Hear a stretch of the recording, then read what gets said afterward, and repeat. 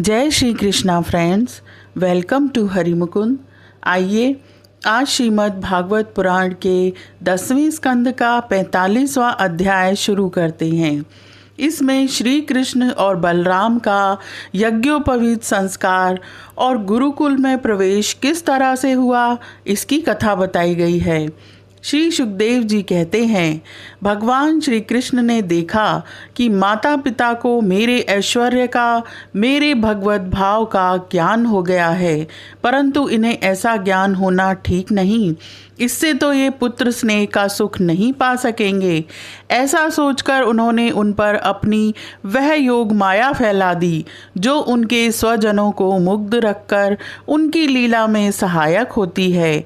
यदुवंश शिरोमणि भगवान श्री कृष्ण बड़े भाई बलराम जी के साथ अपने माँ बाप के पास जाकर आदरपूर्वक और विनय से झुककर मेरी अम्मा, मेरे पिताजी, इन शब्दों से उन्हें प्रसन्न करते हुए कहने लगे, पिताजी, माताजी, हम आपके पुत्र हैं और आप हमारे लिए सर्वदा उत्कंठित रहे हैं। फिर भी आप हमारे बाल्य, पौगंड और किशोर अवस्था का सुख हमसे नहीं पा सके। हम लोगों को आपके पास रहने का सौभाग्य ही नहीं मिला। इसी से बालकों को माता पिता के घर में रहकर जो लाड़ प्यार का सुख मिलता है, वह हमें भी नहीं मिल सका। पिता और माता ही इस शरीर को जन्म देते हैं और इसका लालन पालन करते हैं। तब कहीं जाकर यह शरीर धर्म, अर्थ, काम अथवा मोक्ष की प्राप्ति का साधन बनता है। यदि कोई मनुष्य 100 वर्ष तक जीकर माता और पिता की सेवा करता रहे, तब भी वह उनके उपकार से उऋण नहीं हो सकता। जो पुत्र सामर्थ्य रहते भी अपने माँ बाप की शरीर और धन से सेवा नहीं करता, उसके मरने पर यमदूत उसे उसके अपने शरीर का मांस खिलाते हैं। जो पुरुष समर्थ होकर भी बूढ़े माता पिता, सती पत्नी, बालक, संतान, गुरु, ब्राह्मण और शरणागत का भरण पोषण नहीं करता, वह जीता हुआ भी मुर्दे के समान ही है।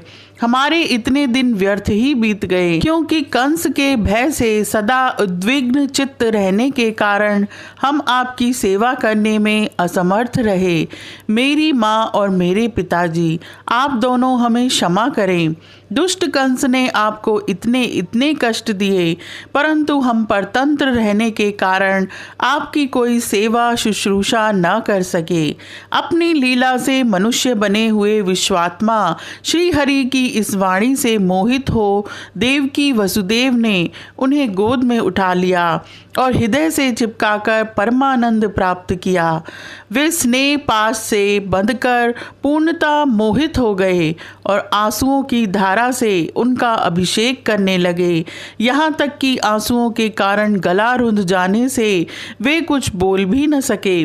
देवकी नंदन भगवान श्री कृष्ण ने इस प्रकार अपने माता पिता को सांत्वना देकर अपने नाना उग्रसेन को यदुवंशियों का राजा बना दिया और उनसे कहा, महाराज, हम आपकी प्रजा हैं, आप हम लोगों पर शासन कीजिए। राजा ययाति का शाप होने के कारण यदुवंशी राज सिंहासन पर नहीं बैठ सकते, परंतु मेरी ऐसी ही इच्छा है, इसलिए आपको कोई दोष न होगा। जब मैं सेवक बनकर आपकी सेवा करता रहूँगा, तब बड़े बड़े देवता भी सिर झुकाकर आपको भेंट देंगे। दूसरे नरपतियों के बारे में तो कहना ही क्या, भगवान श्री कृष्ण ही सारे विश्व के विधाता हैं।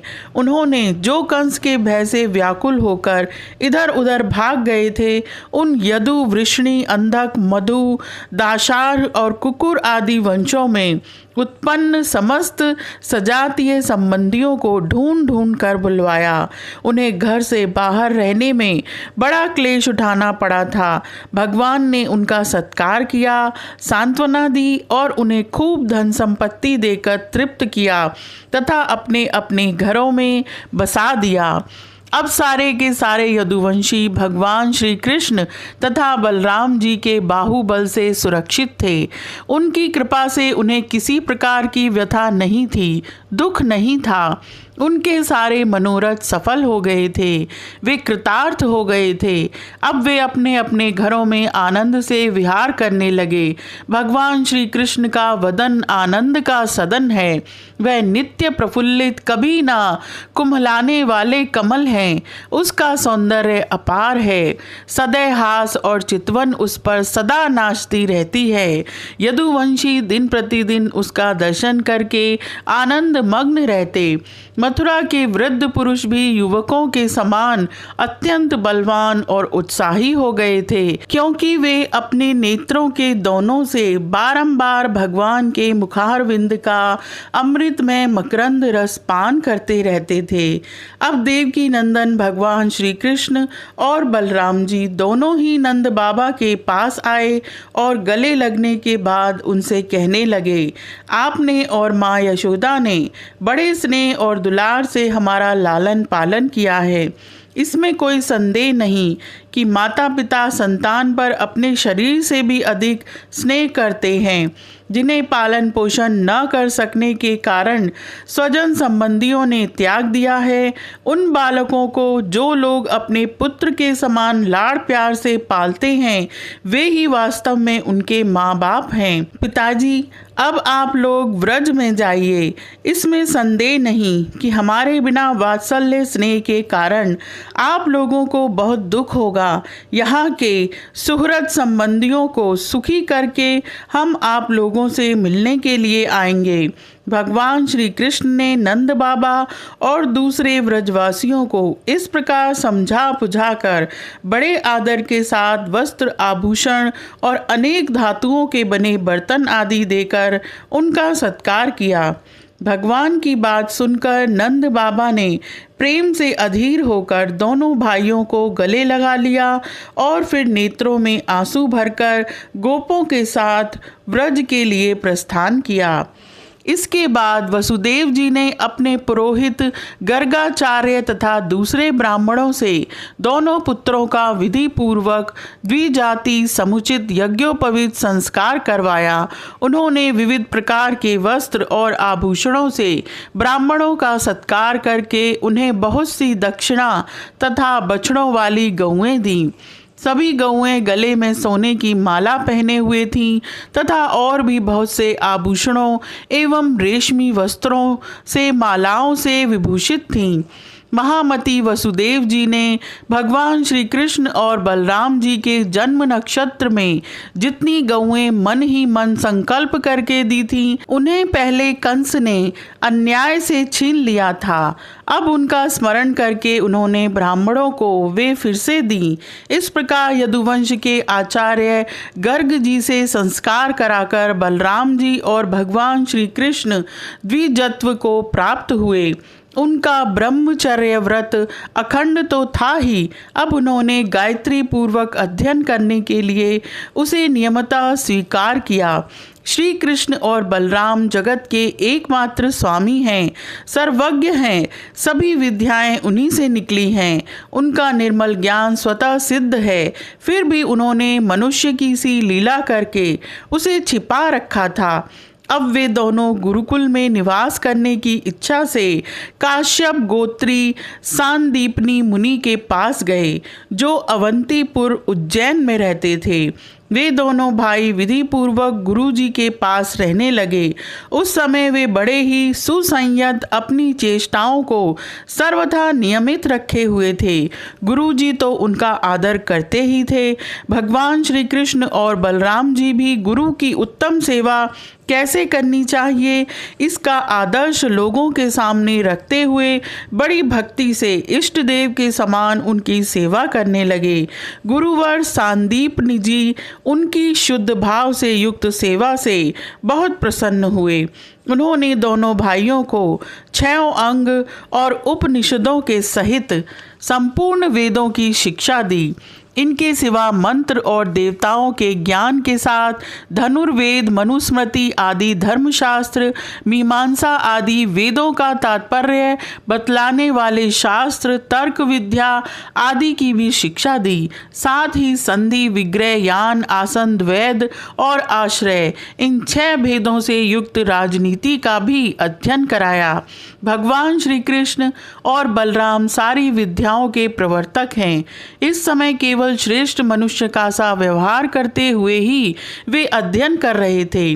उन्होंने गुरु जी के केवल एक बार कहने मात्र से सारी विद्याएं सीख लीं। केवल 64 दिन रात में ही संयमी शिरोमणि दोनों भाइयों ने 64 कलाओं का ज्ञान प्राप्त कर लिया।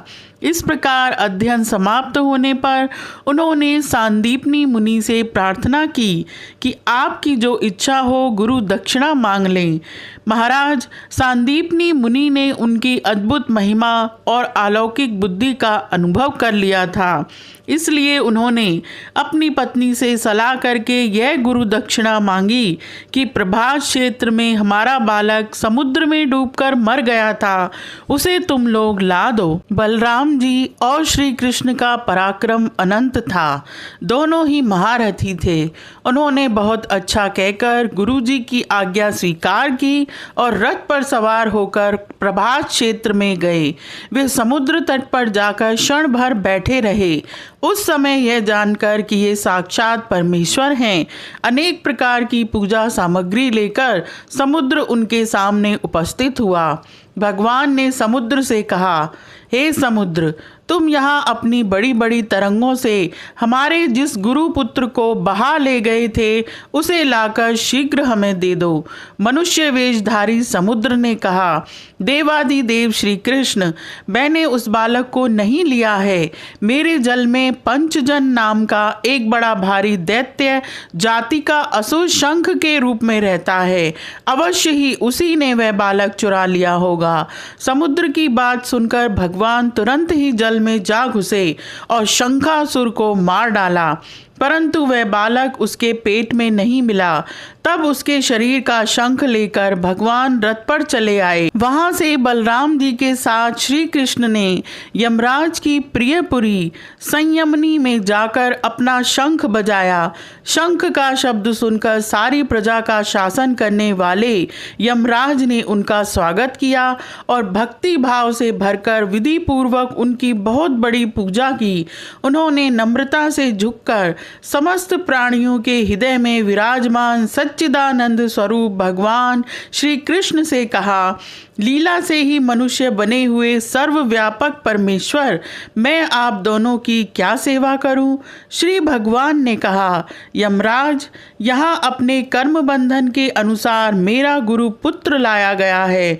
तुम मेरी आज्ञा स्वीकार करो और उसके कर्म पर ध्यान न देकर उसे मेरे पास ले आओ।